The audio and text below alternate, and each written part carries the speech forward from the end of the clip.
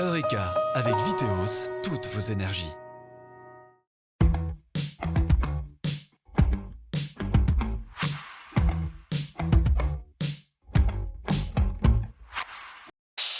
Salut à tous, bienvenue dans Eureka, l'émission qui parle énergie et développement durable. On va s'intéresser aujourd'hui à ce que la culture peut faire en faveur de l'environnement.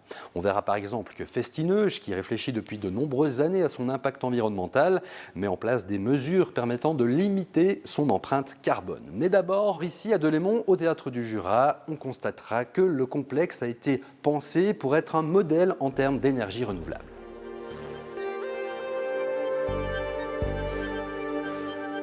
Pour nous en parler, Camille Rebettet, responsable de la médiation culturelle pour le théâtre, également auteur, scénariste et enseignant. Nous le retrouvons dans la salle principale dotée de 450 places. D'abord, les responsables du théâtre du Jura affirment avoir une vraie réflexion sur la programmation artistique pour limiter leur impact sur le climat. Il s'agit d'avoir une programmation cohérente, c'est-à-dire pas de faire venir pour une date, d'avoir une exclusivité d'une troupe new-yorkaise qui fait un aller-retour en avion avec 3 cargos, ça ne sert à rien. S'il y a une tournée européenne et qu'on peut avoir cette date-là, alors là, ça vaut la peine de s'y intéresser. Donc ça, c'est les premières mesures. Maintenant, dans l'exploitation aussi, on regarde par secteur, là où on peut avoir un effet, un impact sur le bilan environnemental, par exemple le secteur de la mobilité des publics, le secteur du catering, de la nourriture, etc., des déchets. Et on va essayer par secteur de prendre certaines mesures pour atténuer notre impact sur le climat. Si la plupart des créations, comme ici Les Sentiments du Prince Charles, jouées la semaine dernière sur cette scène, n'abordent évidemment pas systématiquement les questions environnementales. Êtes-vous amoureux ? Oui. Le théâtre du Jura est bien sûr ouvert aux œuvres aux accents, disons, plus écolos. Ça, c'est en fonction aussi des opportunités de la programmation. Il n'y a pas toujours tous les spectacles qui sont disponibles. Mais on essaie, en tout cas en médiation culturelle, aussi de sensibiliser à ces questions-là. On va organiser, en marge d'un spectacle qui sera fin avril, une semaine climat, avec un maximum d'intervenants, de collaborateurs d'écoles, etc., le canton, la ville, pour marquer cette nouvelle institution qui doit développer de nouvelles façons de concevoir la démocratie. Enfin, comme tout bon projet immobilier moderne, le complexe abritant le théâtre du Jura carbure aux énergies renouvelables, grâce notamment aux panneaux solaires.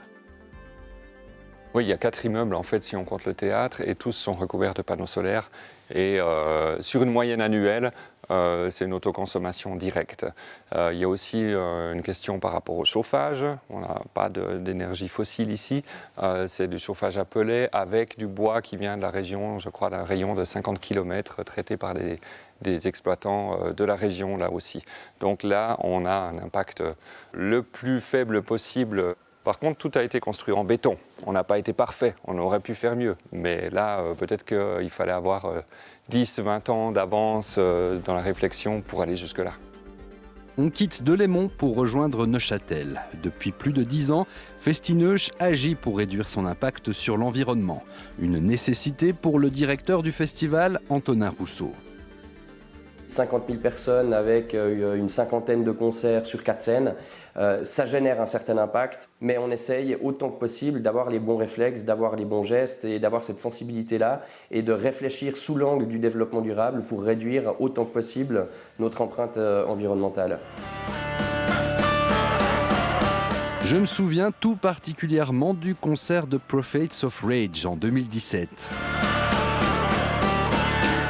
À l'époque, je ne me doutais pas que le festival appliquait autant de mesures pour limiter son impact sur l'environnement.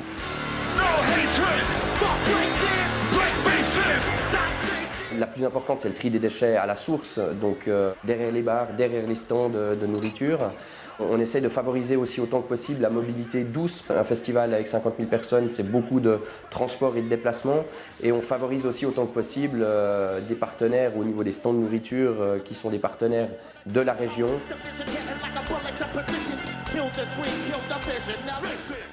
Favoriser une économie et des réseaux courts.